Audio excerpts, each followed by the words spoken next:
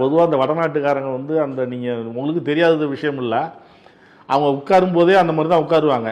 இப்போ இங்கே இருக்கிறவங்க வந்து அந்த மாதிரி இயல்பிலே அப்படி தானே உட்காருவாங்க. நம்ம இங்கே இருக்கிறவங்க தமிழ்நாட்டை சேர்ந்தவங்க நீங்க கால் மேல கால் போட்டு கம்பீரமா உட்கார வேணாம் சார்.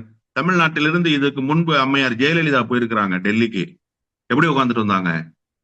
முத்தமிழறிஞர் டாக்டர் கலைஞர் போயிருக்காரு, எப்படி உட்காந்துட்டு வந்தாரு? இப்ப தமிழ்நாட்டினுடைய முதலமைச்சர் போனார். ஏன் சார் அவ்வளவு தூரம் வேணாம் சார், விட்டுருங்க சார்.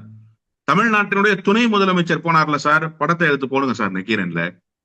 எப்படி போய் பார்த்துட்டு வந்தாரு, எப்படி உட்கார்ந்து இருந்தாருன்னு எடுத்து போடுங்க. ஏன் கூனி குறுகி போய் உட்காந்துக்கிறீங்க, கை கட்டி வாய் பத்தி உட்காந்துக்கிறீங்க? ஐயா சொல்லுங்கய்யா, திடீர்னு காலைல தகவல் வந்துச்சுங்கய்யா, வந்துட்டோங்கய்யா, என்ன செய்யணும்னு சொல்லுங்கய்யா, செஞ்சிருவோங்கய்யா, ஒன்னும் கவலைப்படாதீங்க.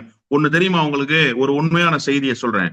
ஈசா யோகா மையத்தினுடைய அந்த இரவு நேர ஒரு விழா நடந்தது இல்லையா, விடிய விடிய, அந்த விழாவுக்கு வந்தார் அமித்ஷா. அமித்ஷா என்ன தெரியுமா சொல்லிட்டு போனார் எஸ்பி வேலுமணி கிட்ட? மார்ச் 31 வரைக்கும் உங்களுக்கு கெடு, 31 நீங்க ஒரு நல்ல முடிவுக்கு வரணும். இத சொல்லிட்டு போனது அமித்ஷா.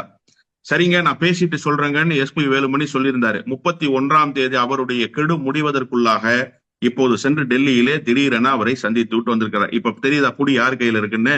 முதல் நாள் வரைக்கும் தகவல் இல்ல, சக சட்டமன்ற உறுப்பினர்களுக்கு தெரியல, முன்னாள் அமைச்சர்களுக்கு தெரியல. திடீர்னு காலையில புறப்பட்டு விடிய காலில ஓடுறாரு.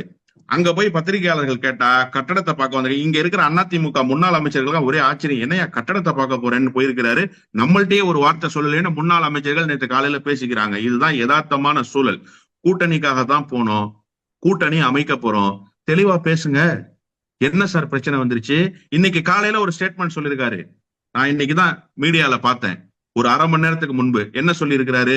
ரொம்ப தெளிவா சொல்றாரு, கூட்டணி விஷயத்தில் எந்த கட்சியும் உறுதியான நிலைப்பாடு எடுத்த கட்சி இல்லை, எல்லா கட்சியினுடைய நிலைப்பாடுகளும் மாறுதலுக்கு உரியதாக இருக்கிறது. இதை நேற்று காலையில சொல்ல வேண்டியதான பத்திரிகையாளர்?